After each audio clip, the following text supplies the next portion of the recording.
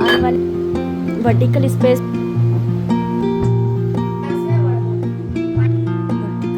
जो है वो काम आ जाती है।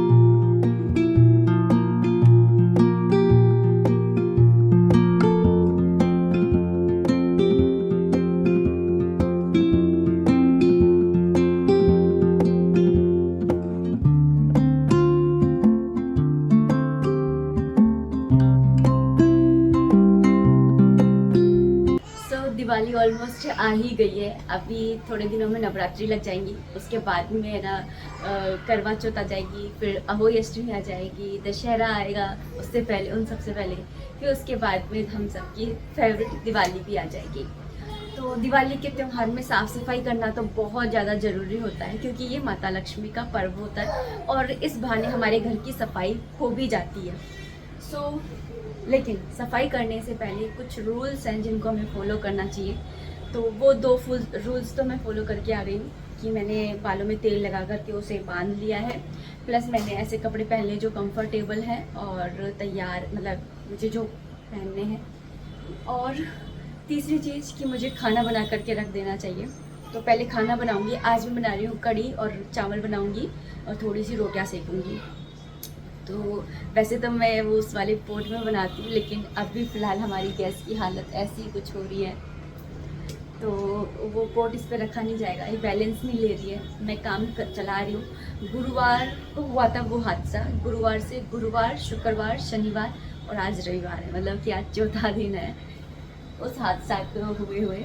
और जो उसके कांच के टुकड़े थे, या कह सकते हैं कि इसकी जो अस्थियाँ थी वो जगह जगह अभी भी मिल रही हैं मुझे। कभी कहीं मिल जाती है, कभी कहीं मिल जाती है हिडन में कांच के टुकड़े, मतलब पूरे में हो गया था ना ब्लास्ट। और बहुत सारे कमेंट आ रहे थे कि आप स्टील की ले लो, कांच की मत लो। हम तो कांच की लेने की सोच रहे थे, अब नहीं लेंगे। तो देखिए दोस्तों, ऐसा कुछ भी नहीं है। हुआ बताइए क्या था, जो ये साइड में यहाँ पर पाइप लगा हुआ है, इस पाइप के अंदर आग, मतलब ये पाइप जो है वो कटा हुआ होगा, हमें नहीं मालूम, वो कटा हुआ होगा और उसके अंदर आग लग गई थी। आग लगने की वजह से वो कांच गर्म हुआ और तिड़क गया। बल्कि उस कांच ने तो हमारी जान बचाई। अगर वो स्टील की गैस होती तो कांच किसी भी हालत में तिड़कता नहीं, टूटता नहीं और हमें पता ही नहीं चलता और सब हो जाता काम तमाम। लेकिन हुआ ये ना कि कांच के टूटने की आवाज़ आई और हम लोग यहाँ पर आए और हम लोगों ने फिर मतलब जो भी था हर्षित ने करा काम, तो वो हो गया। तो मतलब इसलिए मतलब मैं ऐसा नहीं बोलूँगी कि कांच की गैस ने नुकसान करा, मतलब हम लोगों की जान ही बचाई है। तो अभी फ़िलहाल तो वैसे हम लोग है ना स्टील की गैस ही लेने की सोच रहे थे, लेकिन हर्षित के पापा ने कहा कि है ना फिर ये पूरी सही गैस है एकदम, है ना, बस इसकी वो ऊपर की जो बॉडी होती है ना वो हट गई है। तो बोल रहे थे कि इसी को ही है ना चेंज करा ले एक बार, ऐसे मतलब अभी कुछ डिसाइड नहीं है कि क्या होने वाला है, क्योंकि उनके पास अभी टाइम नहीं है। अभी कल परसों ये कहीं चले गए थे भंडारे वगैरह में। उससे पहले हमारी नीचे एक्चुअली है ना काम चल रहा है थोड़ा सा, तो उसमें ये बिजी है, तो उसकी वजह से इन्होंने ना ऐसा कुछ काम में ना मेरा किया नहीं है। तो देखो आज करते हैं। और तो मैं खाना वगैरह बना करके रख देती हूँ। दो रीज़न हो गए मुझे तो, कि एक तो मुझे सफाई भी करनी है, प्लस मेरी गैस जाएगी सही होने के लिए, तो इसलिए। तो चलिए बना लेते हैं कढ़ी चावल, लेकिन बनाएंगे अपनी पुरानी वाली कढ़ाई में। सो गुड मॉर्निंग एवरीवन, नमस्ते, राधे राधे। जैसा कि हम सभी के घर में दिवाली की सफाइयाँ स्टार्ट हो चुकी है और मेरे घर में भी हो गई है। मैंने इससे पहले एक वीडियो डाला था जिसमें मैंने आपको बताया था कि हमें सफाई कहाँ से कैसे शुरू करनी चाहिए। आज की वीडियो में मैं आप लोगों के साथ में शेयर कर रही हूँ कि आप अपनी किचन को क्यों रखें और ऑर्गेनाइज़ कैसे रखें। तो हर होम मेकर चाहती है कि उसकी रसोई साफ़ सुथरी और बेहद सुंदर लगे। कहते हैं किसी घर की साफ़ सफाई का जायज़ा लेना हो तो वहाँ की रसोई पर नज़र डालकर पता लगाया जा सकता है पूरे घर की हेल्थ भी रसोई से जुड़ी होती है, इसलिए इसकी साफ़ सफाई का ध्यान रखना भी बेहद ज़रूरी हो जाता है। हर होम मेकर अपने किचन में घंटों बिताती है, ऐसे में उसकी साफ़ सफाई का, उसके ऑर्गेनाइजेशन का हम पूरा ध्यान रखना भी हमारी ही जिम्मेदारी है। रसोई को व्यवस्थित रखना महत्वपूर्ण है, क्योंकि इससे खाना पकाने का काम तेज और आसान हो जाता है। उत्पादकता मीन्स प्रोडक्टिविटी बढ़ती है, अव्यवस्था दूर होती है, तनाव कम होता है और हर चीज़ के लिए एक निश्चित जगह होने से सामान खोजना आसान हो जाता है। जब हर सामान अपनी जगह पर होता है तो खाना पकाने में लगने वाला समय और मेहनत भी कम हो जाती है, जिससे हम ज़्यादा कुशलता से और ज़्यादा अच्छे से खाना बना पाते हैं। वैसे भी आपने सुना ही होगा कि जो रसोई होती है उसके अंदर माता अन्नपूर्णा, माता लक्ष्मी, अग्निदेव और वायुदेव, जल देव का वास होता है। तो उस जगह को जहाँ पर सभी देवी देवता वास करते हैं, वहाँ की जगह को साफ रखना, सुंदर रखना और व्यवस्थित रखना हमारा कर्तव्य है। और वहीं अगर किचन ऑर्गेनाइज ना हो तो हमें चिड़चिड़ापन और स्ट्रेस बढ़ सकता है। सामान के लिए निर्धारित स्थान होने से हम आसानी से अपनी ज़रूरत की चीज़ें ढूंढ सकते हैं, जिससे समय की बचत होती है, क्योंकि ऑर्गेनाइज होने पर आप देख सकते हैं कि आपके पास क्या है क्या नहीं है, जिससे आपको पता चलता रहता है कि कब क्या ख़त्म होने वाला है और कब क्या खरीदना है। जब चीज़ें व्यवस्थित होती हैं, कोई अनवांटेड सामान नहीं रखा जाता है, तो रसोई को साफ़ करना भी आसान हो जाता है। सामान तो साफ़ रहता ही है, ये भी पता चलता रहता है कोई चीज़ ख़राब तो नहीं हो रही है, वरना तो किस कोने में क्या ख़राब हो रहा है पता ही नहीं चलता।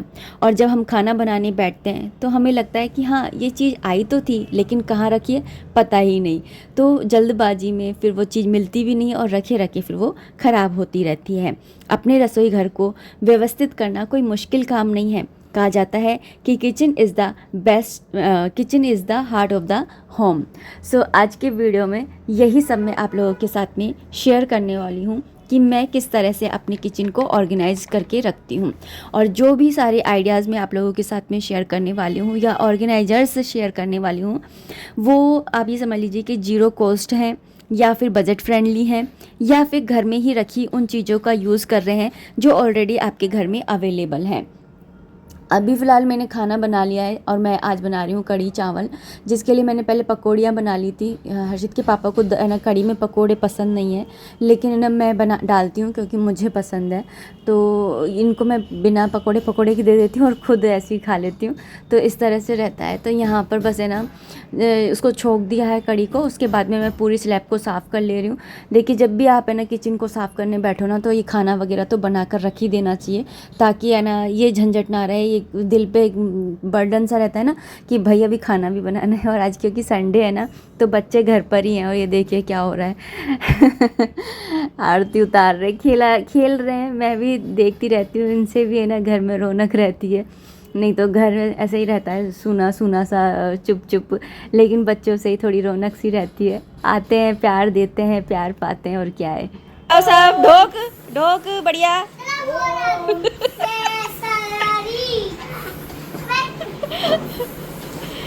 ये कौन सा ढोक है भाई, सांप वाला?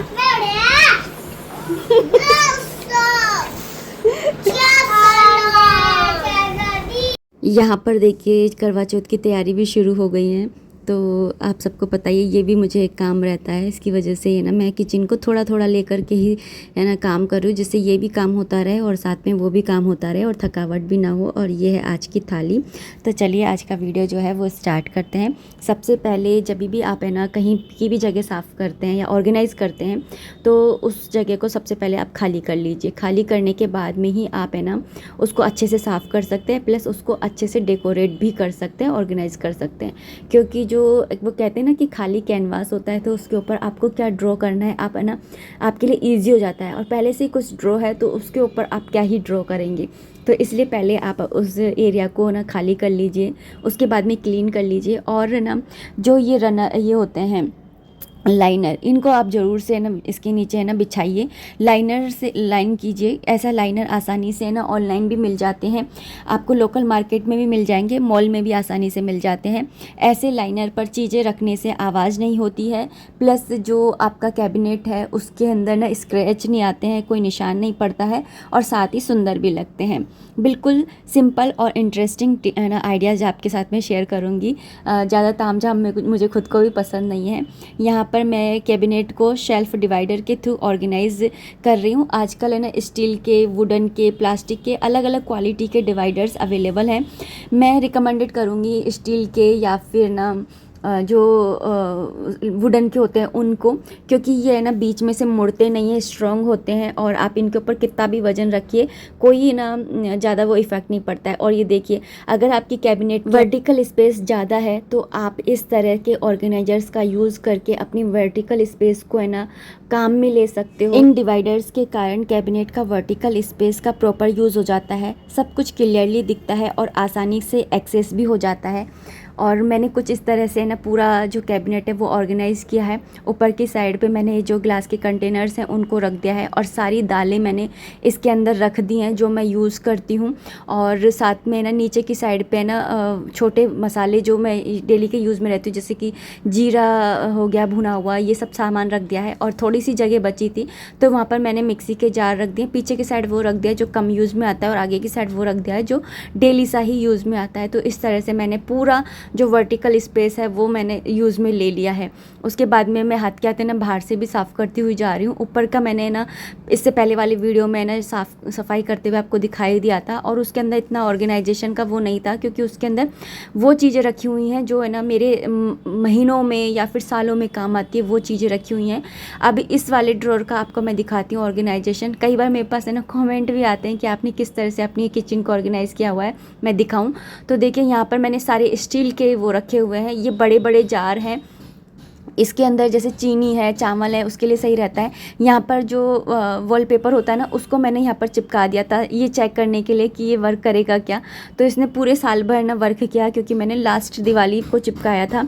तो ये देखिए, और साफ़ भी हो जाता है आसानी से। तो पहले मैंने पूरे कैबिनेट को है ना साफ़ कर लिया है। उसके बाद में जो ये स्टील के जार हैं इनको मैं धोऊंगी नहीं। मेरा क्या होता है ना कि जब भी ये खाली होते हैं उसी समय मैं इनको धो लेती हूँ, और जब जैसे इस तरह से क्लीन करती हूँ तो उस समय मुझे इतना धोने की ज़रूरत नहीं पड़ती है। बस कपड़े पे थोड़ा सा साबुन को लगाया, सीमे कपड़े के ऊपर थोड़ा सा साबुन लेकर के और इनके ऊपर रगड़ा और फिर साफ़ कपड़े से पोंछ दिया। बस इस तरह से करती हूँ, और ये ना एकदम बिल्कुल चमक जाते हैं, नए की नए। स्टील के कंटेनर्स जो होते हैं ना वो इसलिए अच्छे होते हैं, इससे ना ये आसानी से ना चमक जाते हैं ज़रा सी मेहनत में ही। और ना इस तरह से मैंने इनको सारा जमा दिया है। पीछे की साइड जो जगह बची है, ये वाले वो कंटेनर्स हैं जो एक्स्ट्रा होते हैं और देखने में भी ज़्यादा सुंदर नहीं लगते हैं, लेकिन ये ना फूड ग्रेड प्लास्टिक के होते हैं, मतलब इनकी प्लास्टिक बड़ी याद होती है। तो मैं क्या करती हूँ कि जैसे हम कभी कुछ ऐसी चीज़ें बनाते हैं जो रेगुलर खाने में काम में नहीं आती हैं, तो उन चीज़ों के लिए मैं इन डब्बों को रख देती हूँ पीछे की साइड पर, और जब मैं कभी कुछ बनाती हूँ तो इनके अंदर भर करके और रख देती हूँ। तो इस तरह से पीछे की जगह जो है वो भी काम में आ जाती है। तो इस तरह से आप अपनी ना जो एक्स्ट्रा डब्बे होते हैं उनको पीछे की साइड में रख सकते हैं, जो आपके जिसमें सामान नहीं रखा हुआ है। मतलब मैंने अरारोट रखा हुआ है एक, बस वो मुझे मालूम है। अब मैं इस कैबिनेट का आपको दिखा देती हूँ। ये कैबिनेट है ना बिल्कुल कोने में है, और इसका जो कोने का हिस्सा है ना तो आपके बिल्कुल भी हाथ नहीं आता है, नहीं आने वाला है।